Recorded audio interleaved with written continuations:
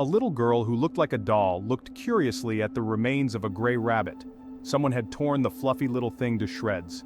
Noticing a drop of red color on her shoe, the girl carefully wiped it off and, jumping up and down, went for a walk. Not a bit of fear, upset about the pet, she did not feel. She was 5. Daria married for love.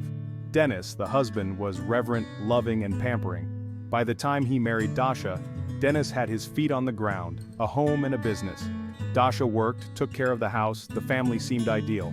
Several years passed, peace reigned in the couple, but there were no children. The woman was examined, treated, went to a sanatorium, to no avail.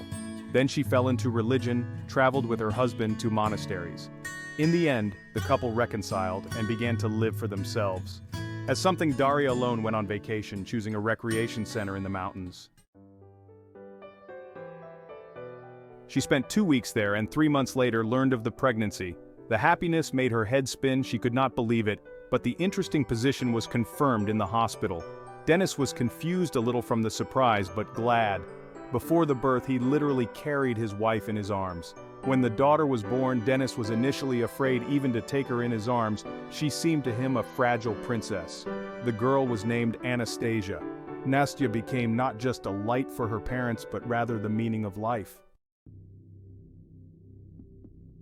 When the girl turned 3, Dasha first paid attention to the child's behavior. If the girl didn't like something, she would freeze for a while, close her eyes and turn very pale, as if listening to something, and then suddenly she could throw herself at her mother, screaming, biting, and fighting. The mother took her daughter to all possible specialists. They prescribed treatment, but did not diagnose her. The child was too young.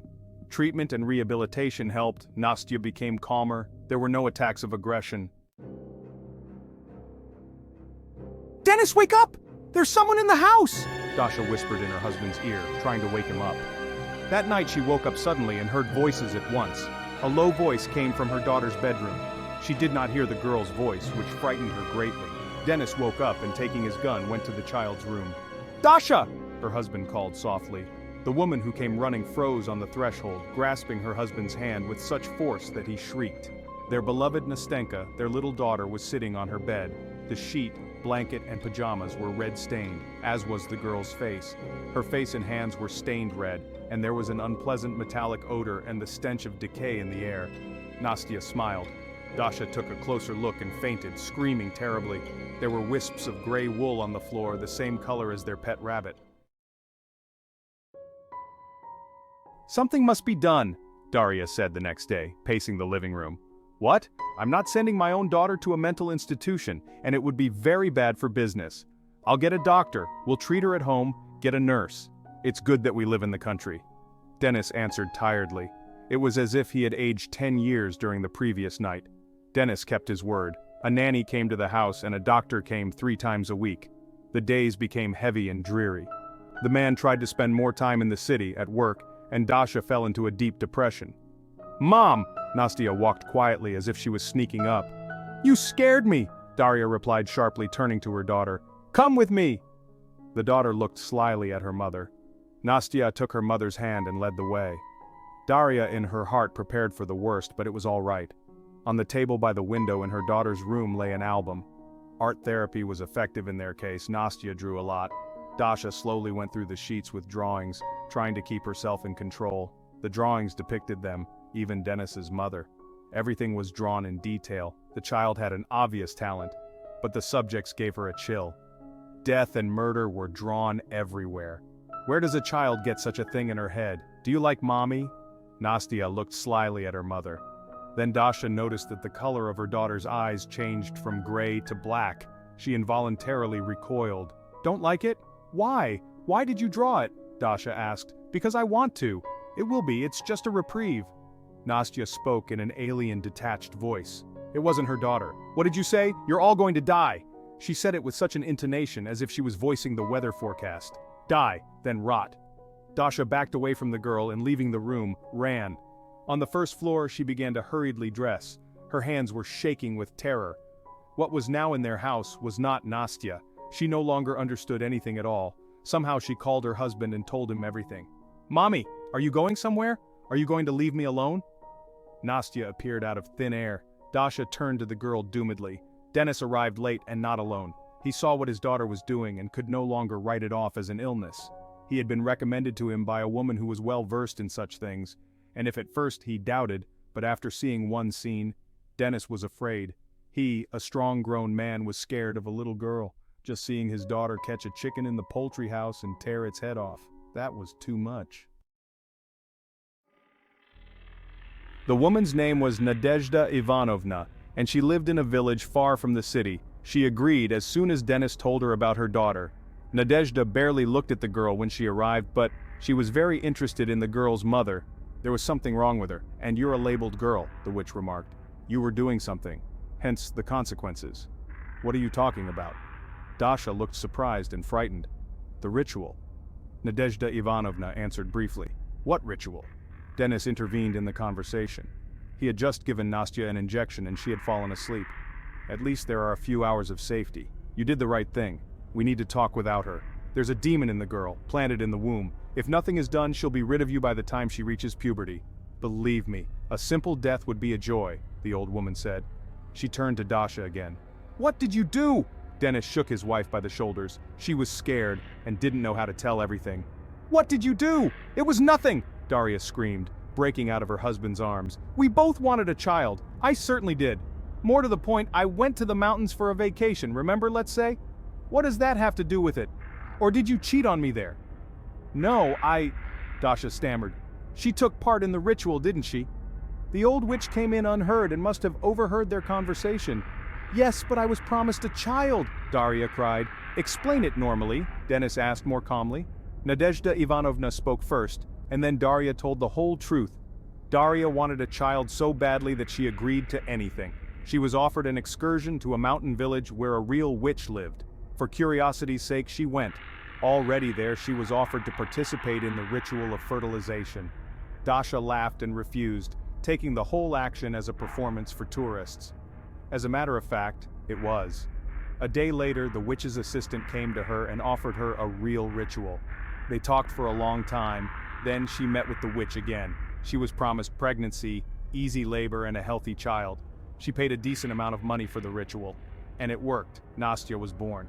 And now Daria does not understand what happened to her daughter, but connects everything that happens with that ritual. It's a ritual, she's telling the truth. Only Daria was used in the dark. The evil was planted, said the old woman. What do you mean? Dennis asked. Directly. When Daria arrived at the base, she was already pregnant. The witch saw it at once and she needed to get the demon in. She performed a ritual and the demon settled in the girl. Why would she do that? Well, she serves the Dark Lord she couldn't disobey. The demon basically gets to live in the human world.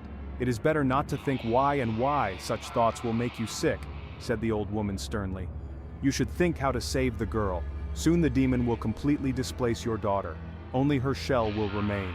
There will be a lot of harm from her. No walls will not hold her. What do we do? The parents asked in unison. I need to get ready, and in 3 days come to my village, bring what I write on the list. Behave as usual, don't arouse suspicion. I warn you at once, it will be difficult, scary, and you'll have to pay. You have to pay for everything, the woman sighed heavily. How much? Dennis asked. The powers that be will set the board themselves. I'm not the one who sets and decides. For the next 3 days, Dasha and Dennis tried their best to behave as usual. Dennis took a vacation, informing the office that he wanted to be with his family. They went for walks in the woods and rode horses from a neighboring farm. They rode with Dasha, but Nastya wouldn't go near the stables. She was afraid of them, and they were afraid of her too. And in general, she never got along with animals. We'll go to Grandma's for the weekend, Dennis said at breakfast on Thursday. What grandmother? Nastya rounded her eyes. Do I have a grandmother? Yes, you do. Why doesn't she come? Doesn't like me or she didn't like my game? Nastya innocently flapped her eyelashes, and there was triumph in her eyes. What he saw made the man shudder. 6 months ago, his daughter maimed his mother, stuck spokes in her face, after which the woman was left disabled. Dennis's mother categorically refused to communicate and see her granddaughter. She didn't want to hear any talk about her illness. In some ways the woman was right, saying that the girl should be taken to church, to some grandmothers, but not to psychiatrists.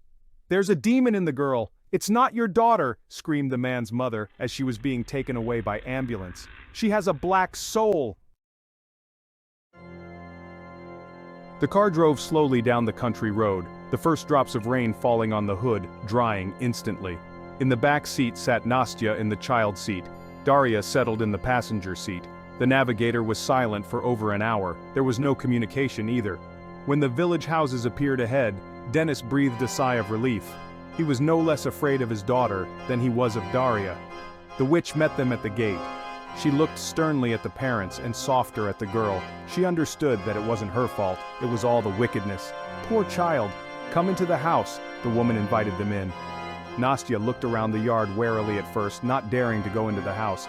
The girl sniffed like an animal. Dasha was creepy, she was afraid of her own child. Was it a child? Well, what are you? Let's go into the house, tasty treat. The owner of the house stood on the threshold of the house and called Nastya. For a moment the girl stopped looking warily at everyone and crossed the threshold of the house. At the same instant Nastya screamed. The chilling scream tore the soul of her parents. The girl collapsed on the floor like a hamstring.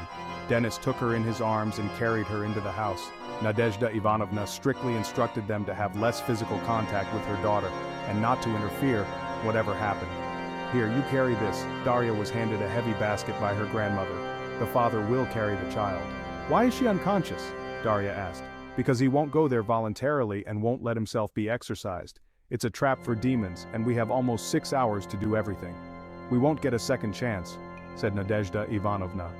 An elderly woman was leading the way, followed by Denis with his daughter in his arms, and Daria trailing behind. The closer they got to the forest, the more the weather deteriorated. They had to walk not far, and stopped at the edge of a swamp. The swamp was so picture-perfect as if painted. Here we are. Denis laid Nastya gently on his jacket and began to help Nadezhda Ivanovna with the fire. Dasha stared blankly at them, standing at the edge of the swamp. Her thoughts were far away from this place. Lately the woman had become gaunt and dull. Why haven't we seen anything before? Denis asked the witch. That's how it happens most of the time. The people closest to you are the last to know. An imp is good at hiding his true nature. And here I don't know what played a role. Maybe you're Nastya, the real Nastya, doesn't want to die and is fighting hard. Yes, she's a fighter, the old woman grinned. Then you will recognize your daughter anew. The flames of the fire were almost clinging to the treetops, such was the size of the fire.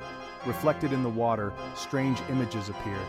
Dasha looked at the water as if mesmerized. The old woman took out a kit set with mixed ash and salt, lit candles with wormwood, gave her parents sheets with a spell. Before that she drew a circle in which she laid a rope and doused everything with fuel. As soon as the ritual began, she set the circle on fire, the flames rising to the heavens. The protection was activated. They read the spell in the order the old woman had set. When the mother began to recite, the ground beneath their feet shook and a gust of strong wind nearly knocked them off their feet. They read without interruption despite the fear. Outside the circle, somewhere in the forest, there was a non-human laughter that turned into a roar. The girl's body suddenly twitched in spasms, arched and lifted off the ground, hovering in the air. Nastya's body floated in the air, scaring her parents to death. Suddenly the child's eyes flew open and she stared at her mother with pupilless black eyes. You! It's all you! The voice was not Nastya's, too low. Because of you everyone suffers. To please yourself you ruined everyone's life. It's all your fault. The imp spewed horrible words from the girl's mouth, laughed a horrible laugh, but the parents and the witch did not stop. The mother uttered the last words of the spell. At the same moment, the body fell to the ground. Tie her up, the old woman ordered briefly.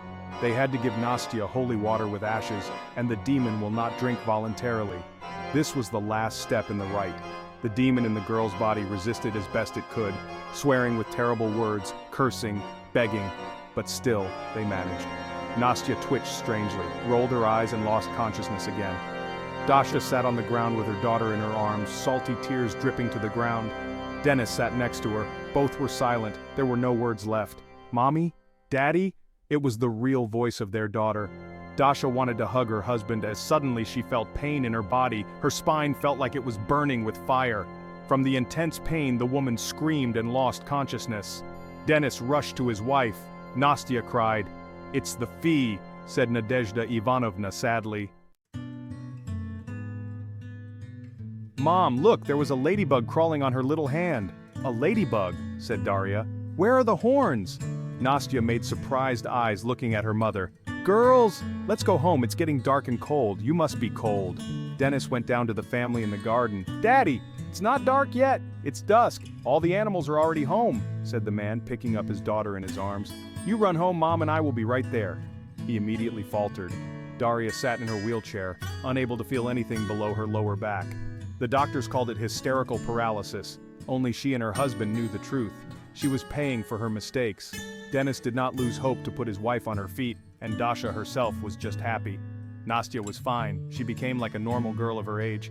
Now she goes to kindergarten where she has many friends. She was given a kitten and a turtle, which she takes care of herself.